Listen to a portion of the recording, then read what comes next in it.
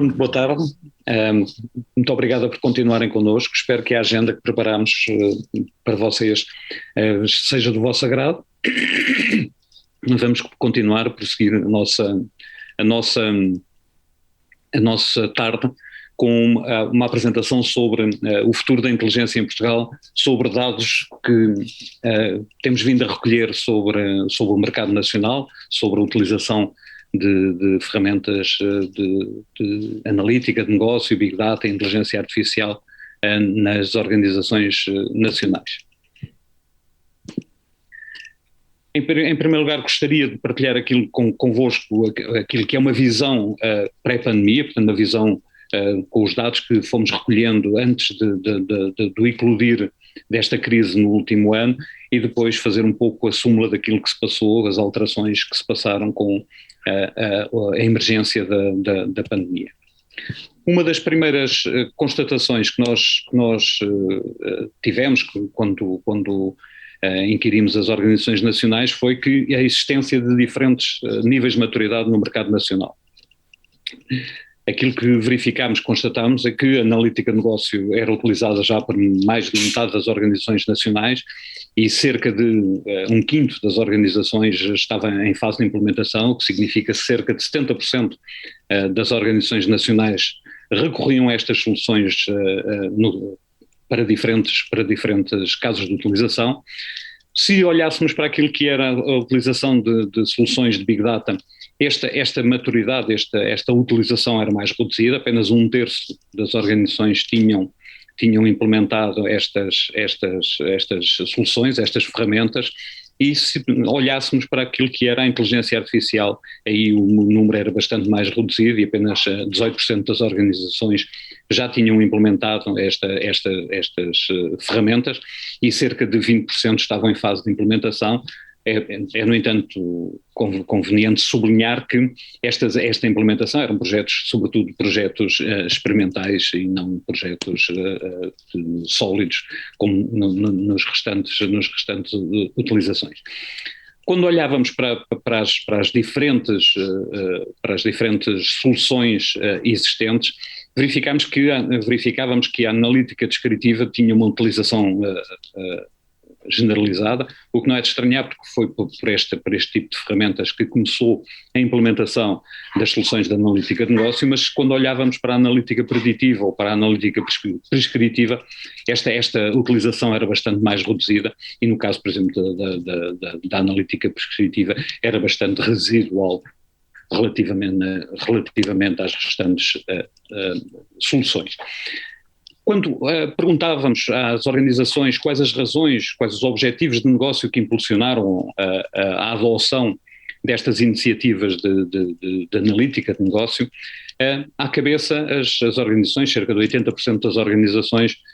referiam a melhoria e a otimização dos processos de negócio e das suas operações. Numa segunda fator, ou um segundo fator, tinha a ver com a melhoria do atendimento aos clientes e da gestão das suas expectativas. Numa terceira posição aparecia todas as questões da melhoria da gestão operacional, da gestão da fraude e do risco associado às organizações, e numa quarta posição aparecia tudo o que eram programas de melhoria de produtos e serviços e de inovação no interior das organizações. Relativamente àquilo que eram os casos de utilização nas organizações, verificávamos que o perfil e segmentação dos clientes, assim como a detecção de fraudes, eram os casos com maior aplicação nas organizações, mas que os diferentes setores olhavam para estes casos de utilização de diferente modo. E assim nos serviços financeiros, claramente, eram estes os casos de utilização mais comuns,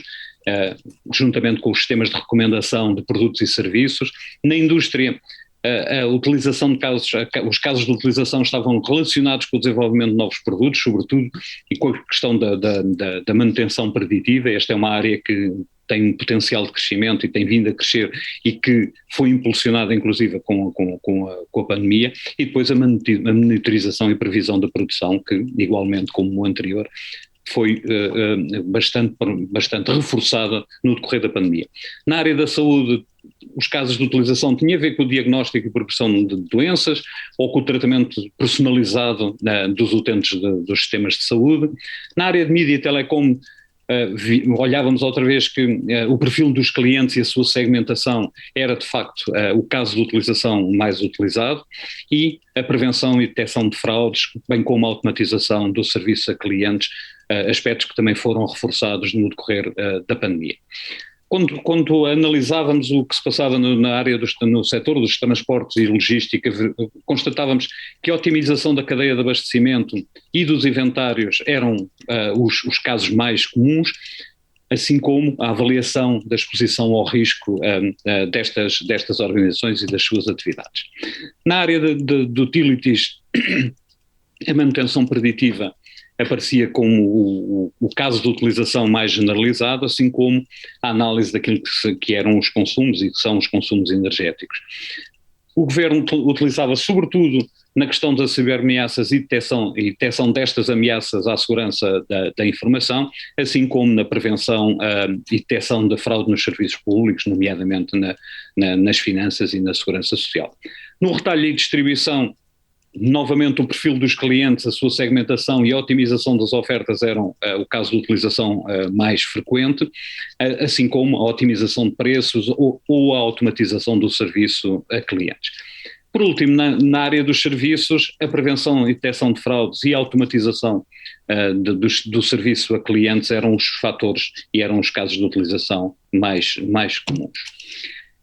O aparecimento da pandemia veio reforçar algumas destes fatores, nomeadamente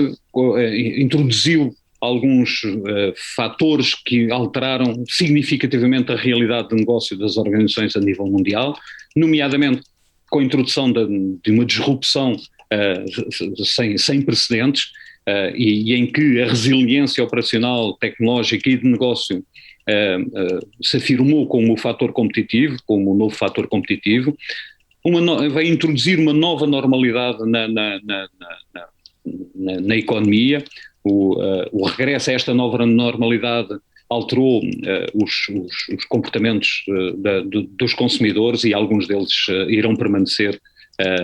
nos próximos tempos. A questão da inovação, a inovação apareceu como crucial para fazer face às alterações provocadas pela pandemia. Fator igualmente, os dados assumiram também uma nova preponderância no interior das organizações para a tomada de decisão e para poder ultrapassar, digamos, as condições adversas colocadas pela pandemia, e nomeadamente a transformação do trabalho empurrou milhões de colaboradores para o trabalho remoto, situação que após a interrupção, após o regresso à normalidade, muitos destes colaboradores não voltarão aos seus locais físicos de trabalho. Outra das características que vimos é que muitas das respostas à pandemia foram impulsionadas por soluções, pela inteligência, pela existência de soluções de analítica e de inteligência artificial, nomeadamente no que diz respeito à previsão da procura e à otimização das cadeias de abastecimento, nomeadamente na área do retalho alimentar e na área industrial, mas também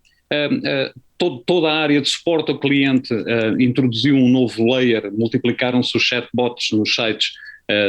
das empresas para suporte ao cliente, e portanto esta automatização do suporte ao cliente foi outra das áreas com bastante alteração, e depois toda a área dos sistemas de saúde recorreu, digamos, à analítica para poder gerir, digamos, este surto epidémico. Aquilo que nós constatamos é que esta utilização passou a ser